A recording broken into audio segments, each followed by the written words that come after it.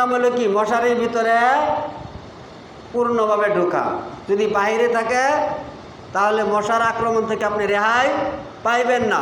তদ্রূপ ইসলামের ভিতরে পুরাপুরি ঢুকতে বললেন সূরা বাকারার 208 নম্বর আয়াতে, উদখুলু ফিস-সিলমি কাফা ওয়ালা তাত্তাবিউ খুতুওয়াতিশ শাইতান।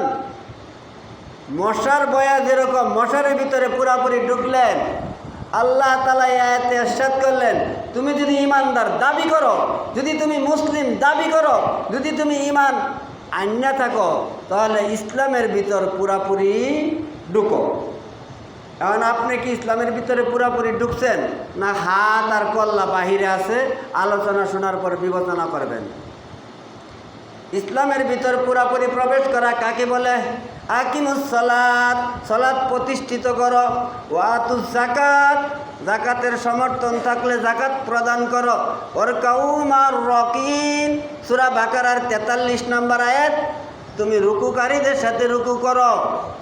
মশারির ভিতরে যেরকম তোমার ছেলে মেয়ে বাহিরে গেলে ঢুকায়া দাও, তদ্রূপ তুমি যদি সালাত প্রতিষ্ঠিত করতে চাও, তোমার ছেলে যদি না পড়ে তোমার ছেলেকে পড়াও, তোমার বিবি যদি না পড়ে তোমার বিবিকে পড়াও, তোমার মেয়ে যদি না পড়ে তোমার মেয়েকে পড়াও, তুমি নিজেও পড়ো, তাহলে সালাত প্রতিষ্ঠিত হয়।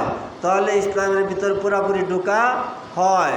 নাইতে আপনার ছেলে পড়লো না, আপনার মেয়ে পড়লো না, আপনার পরিবার পড়লো না, আপনি একলাই সালাত আদায় করলেন, আপনার সালাত প্রতিষ্ঠিত হয় না।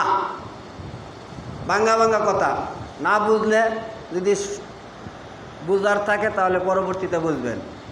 যদি আপনি এরকম ইসলামের ভিতরে পুরাপুরি প্রবেশ করে থাকেন, দুনিয়াতেও আপনার কোনো ভয় নাই, পরকালেও আপনার কোনো ভয় নাই।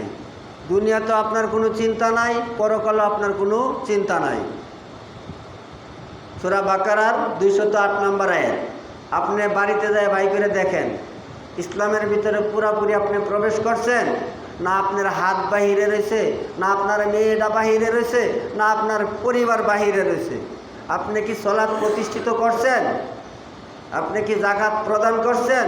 ওয়ারকাউ মার রাকিন, আপনি কি রুকুকারীর সাথে রুকু করছেন? জামাতের সহিত কি আপনি সালাত আদায় করছেন? রাসূল সাল্লাল্লাহু আলাইহি সাল্লাম অসুস্থ অবস্থায় দুইজন সাহাবীর কাঁধের উপর ভর করিয়া জামাতে সালাত আদায় করলেন।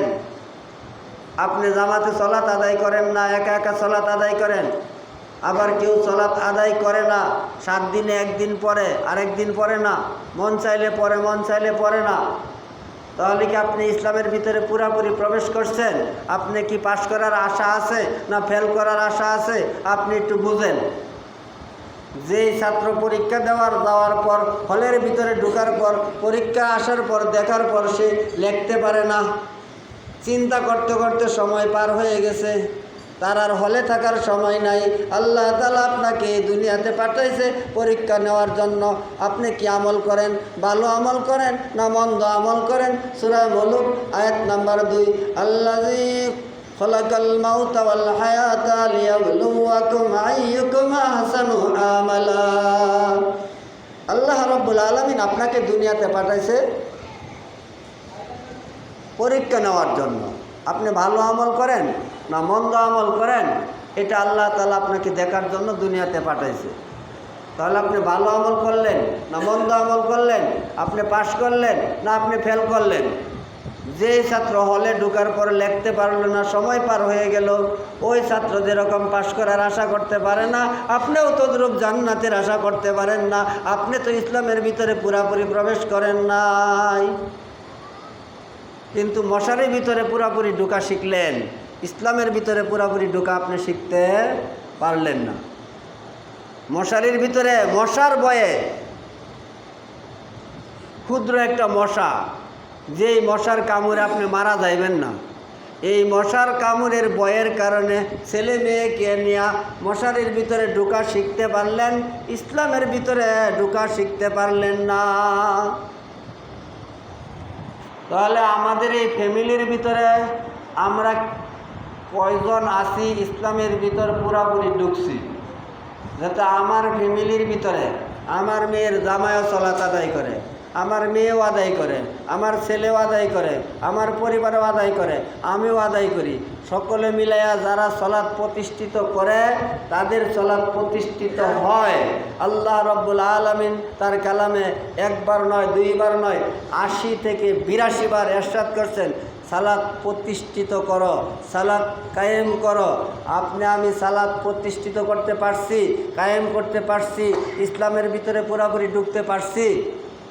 যদি ঢুকতে না পাইরা থাকি তাহলে আপনি আমি জান্নাতি না জাহান্নামী, আপনি আমি পাস করলাম না ফেল করলাম, আপনার আমার একটু চিন্তা করা উচিত। ইনশাআল্লাহ আমরা যদি এরকম কোরআন হাদিসের কথা শোনার পর